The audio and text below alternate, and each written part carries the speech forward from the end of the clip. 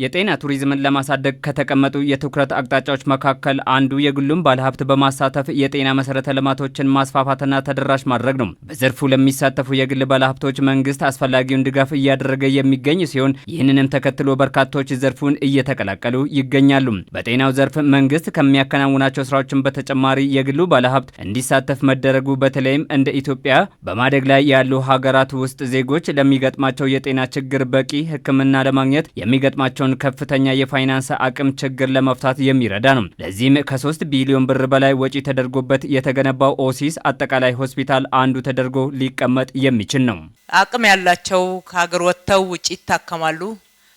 ሌሎችም እድሉ ያላቸው እንደዚሁ በርካታ የዚህ አቅም የሌላቸውና እንደዚህ አይነት እድል የሌላቸው ወገኖቻችን ደግሞ ታክመው መዳን እየቻሉ አገልግሎቱን በማጣታቸው ብቻ ህይወታቸው ሲያልፍ በጣም ይሰማናል። ይሄ ስሜት ተግባራዊ ምላሽ ይፈልጋልና በከተማችን እልህ ውስጥ ያስገባን በርካታ የጤና ተቋማቶችን የማስፋት ነባሮቹን የማዘመን አዳዲሶች ደግሞ ዓለም አቀፍ ደረጃን የሚመጥኑ ሆነው እንዲገነቡ የማድረግ ስራ ሰርተናል። ከዚህ ውስጥ አንዷ በከተማችን እድለኛ የሆነችው ኮልፌ ናት። ኦሲስ ዛሬ ለአገልግሎት ደርሷል። ዓለም አቀፍ የጥራት ደረጃውን የጠበቀ የሕክምና ተቋም በዘመናዊ የሕክምና ቁሳቁሶች ተሟልቶ አገልግሎት እንዲሰጥ ማስቻል ሌላኛ ትኩረት የሚሰጠው ጉዳይ ነው። ለምርቃት የበቃው ኦሲስ አጠቃላይ ሆስፒታል በመዲናዋ ለሚገኙ የማህበረሰብ ክፍል አገልግሎት ከመስጠትም በተጨማሪ ከተለያዩ አካባቢዎች ሪፈር ተደርገው ወደ አዲስ አበባ የሚመጡ ታካሚዎችን የማስተናገድ አቅም እንዲኖረው ተደርጎ እየተገነባ ነው።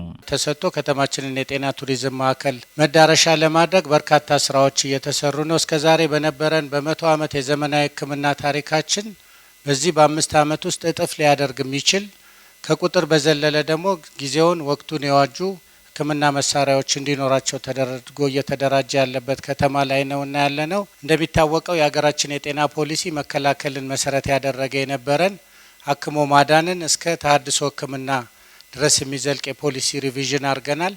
ከዛም አንዱ እንግዲህ አክሞ ለማዳን እንደዚህ አይነት ደረጃቸውን የጠበቁ ሆስፒታሎች ያስፈልጉናል። ሆስፒታላችን ከሌሎች ሀገራት የሚመጡትን ታካሚዎች በመቀበል በሜዲካል ቱሪዝሙ ላይ ከፍተኛ አስተዋጽኦ ያበረክታል።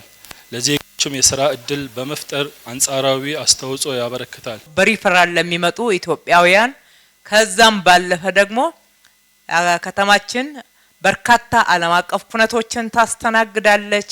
የአፍሪካ መዲና ናት። ብዙ ዲፕሎማቶች ይኖሩባታል። በዓለም ደረጃ 3ኛዋ የዲፕሎማቲክ ማዕከል ተብላ የምትጠራ ከተማ ናትና ለነኚህ ሁሉ አገልግሎትን ሀገር ውስጥ መስጠት በሚያስችል ደረጃ አቅማችን እየገነባን ስለሆነ ሁላችንም በዚህ ደስተኞች ነን። ሆስፒታሉ የጤናውን ቱሪዝም ለማሳደግ አንድ እርምጃ ተደርጎ ይወሰዳል። በአገልግሎቱም በተለይም በሕክምና ውስን የሆኑ የልብ ቀዶ ሕክምና፣ የካንሰር፣ የኩላሊት፣ የአጥንትና ሌሎች ውስብስብ ሕክምናዎችን ለመስጠት እንዲችል ተደርጎ እየተገነባ ነው። ህዝባችንን እንግዲህ አንዱ አክሞ ማዳን ነው፣ ሌላው ደግሞ በሽታን መከላከል ነውና በሽታን መከላከል ላይ ከተማችን ንጹህ ለሰው የምትመች ከብክለት የጸዳች አረንጓዴ እያደረግናት ነው። እንደሰለጠኑት ሀገራት እኛም እንችላለን። መንግስት ዜጎች የተሟላ የሕክምና አገልግሎት እንዲያገኙ ነባሮችን ደረጃቸውን የማሳደግ እንዲሁም አዳዲስ የሚገነቡት ደግሞ ጊዜውን የሚመጥኑ እንዲሆኑ ለማድረግ በርካታ ስራዎችን እየሰራ ይገኛል። ከዚህም በተጨማሪ በሀገሪቱ የሚስተዋለውን የሕክምና አገልግሎት ውስንነት ለመቅረፍ የግሉ ባለሀብት በዚህ ውስጥ ተሳታፊ እንዲሆን ማስቻልና አስፈላጊውን ድጋፍ ማድረግንም የሚጠይቅ ነው። በዚሁ መሰረት ለግሉ ዘርፍ ትልቅ ትኩረት ተሰጥቶ አስፈላጊው ድጋፍ እንደሚደረግም ሰምተናል።